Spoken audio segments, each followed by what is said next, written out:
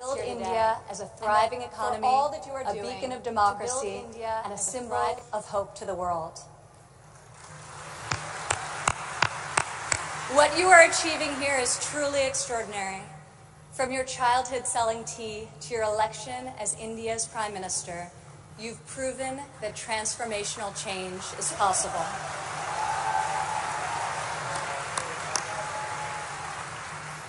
And now you are bringing that promise to hundreds of millions of people across your country. Thank you.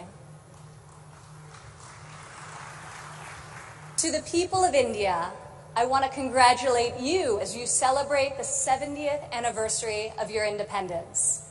You are celebrating it as the world's largest democracies and one of the fastest growing economies on earth.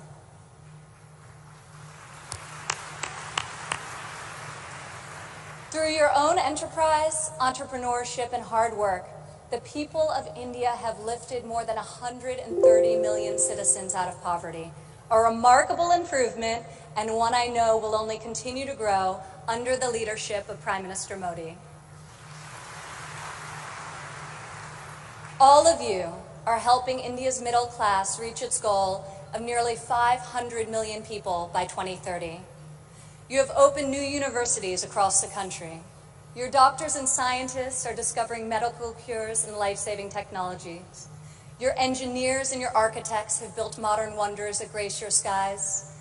And Indian spacecraft have traveled to the moon and to Mars. The people of India inspire us all.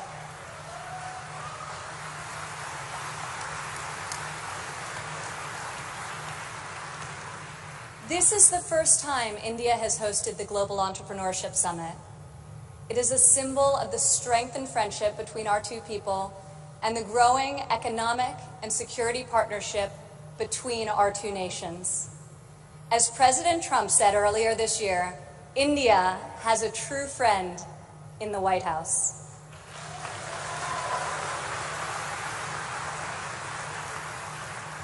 I would like to thank the State Department for co-hosting this incredible gathering. I would also like to thank Governor Narasimhan and all elected Indian officials who are here with us tonight for welcoming us to your beautiful country. Thank you. It's incredible to be in this ancient city brimming with transformative technology.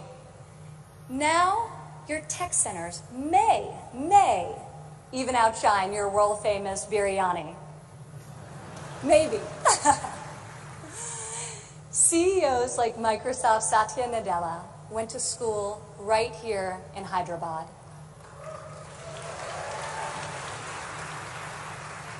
Just a few kilometers away, T-Hub's brand new facility is set to open next year and will become the largest incubator in Asia. In this city of pearls, the greatest treasure is you, the dreamers, the innovators, entrepreneurs, and leaders who never give up, never abandon your aspirations, and always strive for a better tomorrow. Today, we come together to celebrate what is happening here in India, what is happening in the United States and all over the world. Entrepreneurs are revolutionizing our economies and improving our societies. You are rewriting the rules. You have the inspiration and drive to serve our communities through the projects you start and the businesses you build. You have the grit, the perseverance, and the will to succeed. Each of you started with an idea. You've worked long days and nights to code the next robot, create the next app, find the next cure, and discover the next breakthrough to improve the lives of millions of people. Some may have tried to convince you that the risks are too great, the rewards too small. But you are here today because you are not afraid to fail. You want to own your future. So I want to congratulate you on all that you have already accomplished.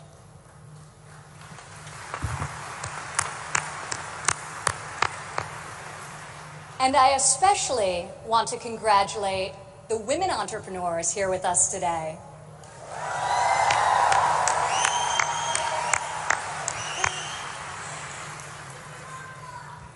Thank you. This year's summit is focused on a theme that is key to our future: women first, prosperity for all. I'm proud to say that for the first time ever, women make up the majority of the 1,500 entrepreneurs selected to attend this summit. I see all of you out there. Only when women are empowered to thrive will our families, our economies, and our societies reach their fullest potential. As a former entrepreneur, employer, and executive in a male-dominated industry, I've seen firsthand that all too often, women must do more than their male counterparts to prove themselves at work, while also disproportionately caring for their families at home. After my father's election, I saw an opportunity to leave my businesses for the privilege of serving our country and empowering all Americans to succeed. Our administration is advancing policies that enable women to pursue their careers and care for their families, policies that improve workforce development and skills training, and policies that lift government barriers and fuel entrepreneurship so that Americans can turn their dreams into their incredible legacies. In the last decade, women have made remarkable strides in starting new businesses. Globally, between 2014 and 2016, entrepreneurship activity amongst women has increased by 10%. In the United States, within the last decade, the number of women-owned firms has grown by 45%. Even more promising, minority women have started nearly 8 in 10 new woman-owned businesses.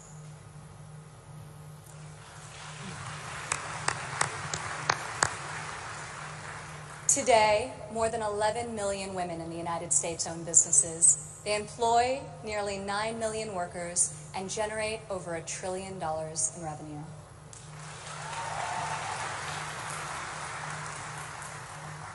Many women become entrepreneurs and job creators out of necessity. Some weren't given the flexibility they needed at work to care for their families. Others lacked professional sponsors or weren't given a fair shot at a promotion. Instead, women, like the many here today, are charting their own courses and achieving incredible feats. Fueling the growth of women-led businesses isn't simply good for society, it's good for our economy. One study estimates that closing the gender entrepreneurship gap worldwide could grow our global GDP by as much as 2%. The women in this room can lead the way in closing that gap and ushering in a new era of greater prosperity.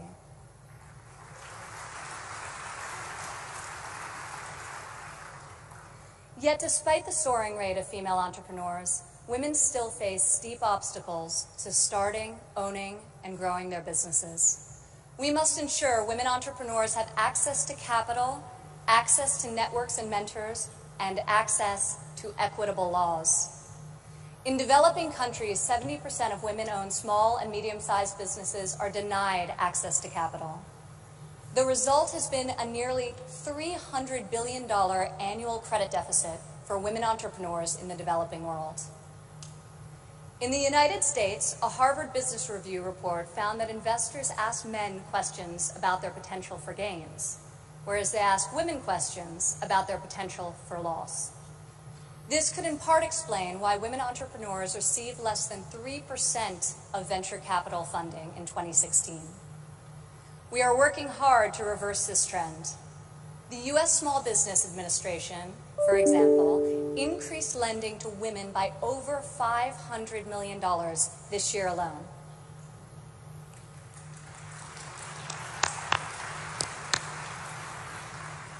When it comes to networks and mentorship, roughly half of women in the United States say they have difficulty finding a mentor. Yet mentorship is critical to success, as each of you knows. Entrepreneurs need professional guidance to help them start and grow their business. In the United States, we are fostering mentorship through programs such as SCORE, a nationwide initiative where successful men and women coach those who want to become their own CEOs. And when it comes to equitable laws, while many developed and developing countries have made tremendous strides, there is still much work to be done. In some countries, women are not allowed to own property, travel freely, or work without the consent of their husbands. In even more countries, the cultural and family pressure is so great that women do not feel the freedom to work outside of the home. Our administration is striving to promote greater opportunity for women around the world, both through our domestic reforms and our international initiatives. This summer at the G20 conference, the United States was a founding member of a bold new initiative with the World Bank, the Women Entrepreneur Finance Initiative, also known as WEFI.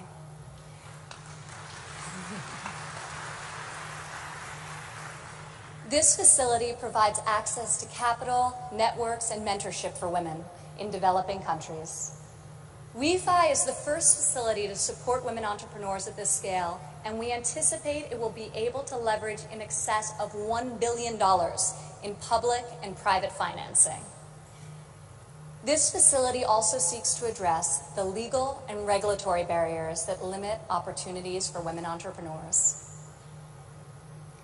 In the last decade, USAID has promoted women's entrepreneurship through a number of programs, including providing microfinance loans to women in Afghanistan and bringing internet access to women in Nigeria and Kenya. USAID Administrator Mark Green is here with us today. Where are you, Mark? Thank you, Mark. I want to thank Mark and the entire U.S. delegation for their tireless work to improve the lives of millions, both domestically and abroad.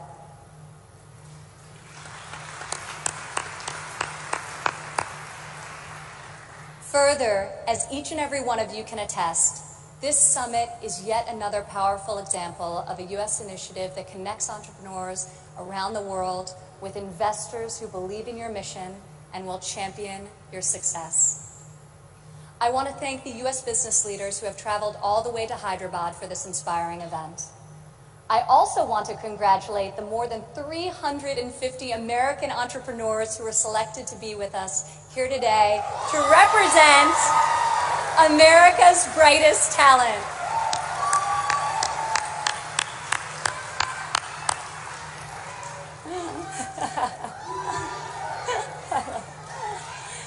I think I found your section. Thank you. At home, our administration is committed to empowering women entrepreneurs through domestic reforms. In the past 11 months, we have expanded apprenticeship programs and prioritized STEM education to ensure that women and men have more opportunities to master the skills that drive progress in the 21st century. We have dramatically reduced job-crushing regulations, which disproportionately hurt entrepreneurs and small business owners.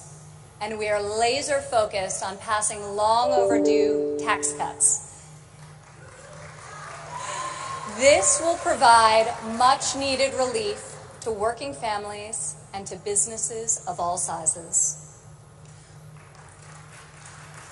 Also this year, for the first time ever, the President's budget included a proposal to establish a nationwide program for paid family leave. We are committed to supporting women and men who work both inside and outside of the home.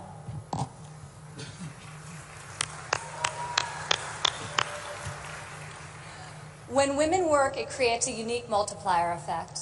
Women are more likely than men to hire other women, to give them access to capital, mentorship, and networks. Women are also more likely to reinvest their income back into their families and their communities. Here in India, I want to applaud Prime Minister Modi for his firm belief that the progress of humanity is incomplete without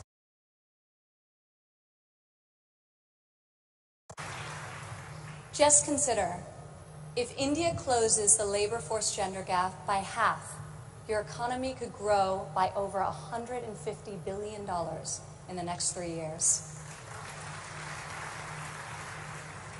As we kick off this 3-day summit, I encourage everyone here to come together, learn from each other, and find new ways to lift barriers in our society so that women are free to innovate, empowered to succeed, and able to leave our children a brighter future.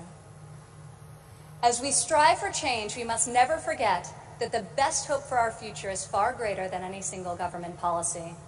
The source of our success is found in the spirit, the drive, and the talent of our people. Here with us today from San Francisco is Dara Dotz. Dara spent over a decade working in underserved communities around the world.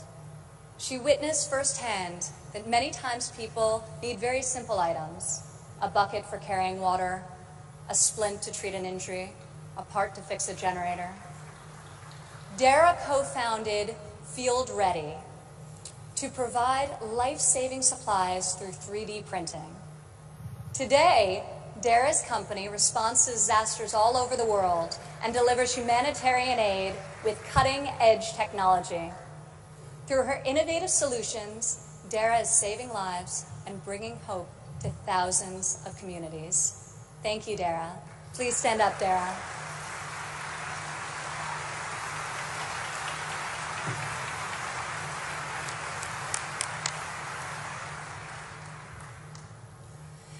Rajlakshmi Bhartakar joins us from Bangalore, India. When her son began having seizures at a young age, she decided to create her own solution to better monitor his health. Stand up.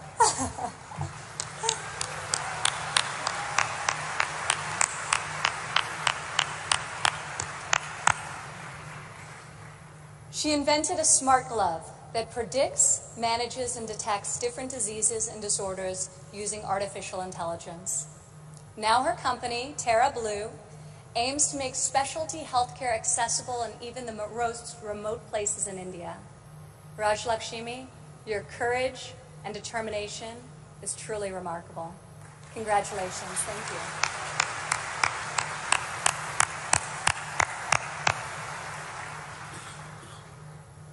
Also here with us today is Rayan Karmalova from Azerbaijan.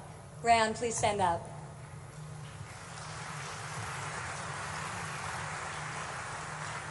You all won't believe this, but Rayan is just 15 years old. But that has not stopped her from founding a company that harvests energy from rainwater. Rayan has a powerful motto: light up one house at a time. Rayan, each home you light up is illuminating the world. We are inspired by your brilliance and your hard work. Thank you.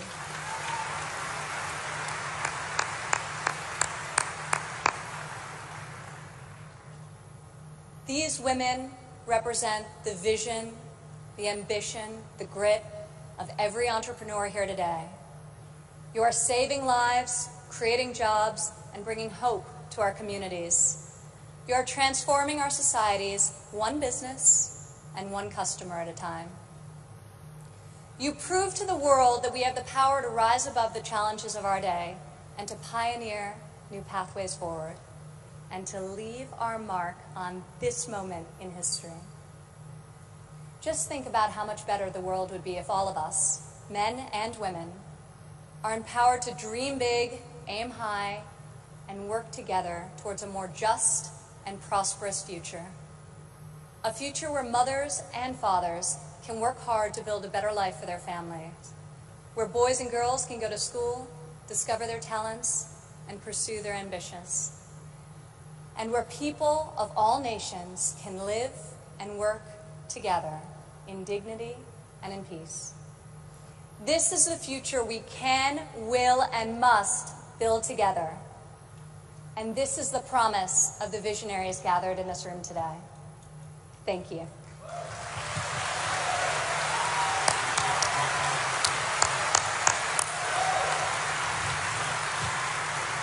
Thank you, Ms. Ivanka Trump.